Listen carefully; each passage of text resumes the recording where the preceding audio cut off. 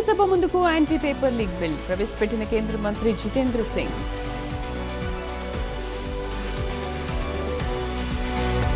ప్రధాని ఏపీ పర్యటనపై సీఎం చంద్రబాబు సమీక్ష, జన సమీకరణ, వసతులపై చర్చ.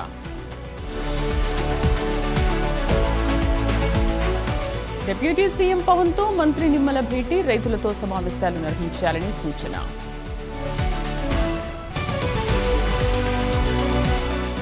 ఉద్యోగాల కల్పన ప్రభుత్వ బాధ్యత, యువత క్రమశిక్షణతో పనిచేయాలన్న మంత్రి లోకేష్.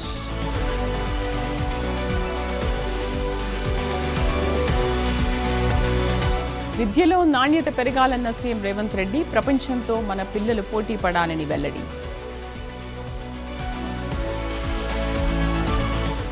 లోకేష్ 2 సార్లు సవాల్ విసిరితే జగన్ పారిపోయారు. డిఎస్సీపై విషం చిమ్ముతున్నారన్న ఎంపీ విజయ్.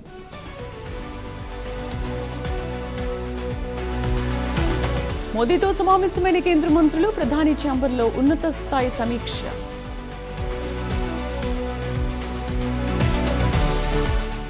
ఆగస్టు మొదటి వారంలో తెలంగాణ అసెంబ్లీ సమావేశాలు, చట్టసభల్లో పోటీ చేసేందుకు వయస్సు కుదింపుపై తీర్మానం. ముద్రగడ్డ కుటుంబ సభ్యులకు బీసీవై పార్టీ అధినేత పరామర్శ, ఆయన ఆశయాలను కొనసాగిస్తామన్న రామచంద్ర యాదవ్.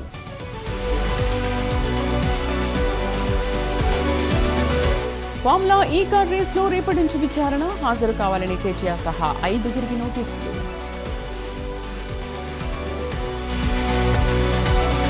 తెలంగాణలో ఎడతెరిపి లేకుండా కురుస్తున్న వర్షాలు, ఉప్పొంగి ప్రవహిస్తున్న నదులు, వాగులు, వంకలు. హైదరాబాద్లోని బోరుబండలో ఐటీ దాడులు, నూర్ స్కూల్స్ యజమాని ఇంట్లో సోదాలు.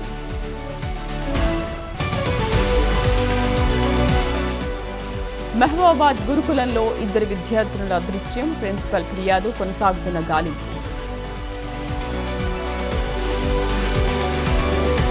మంచిర్యాల జిల్లా చెన్నూరులో చేపల వర్షం, చేపలను పట్టుకునేందుకు పోటీ పడ్డ ప్రజలు.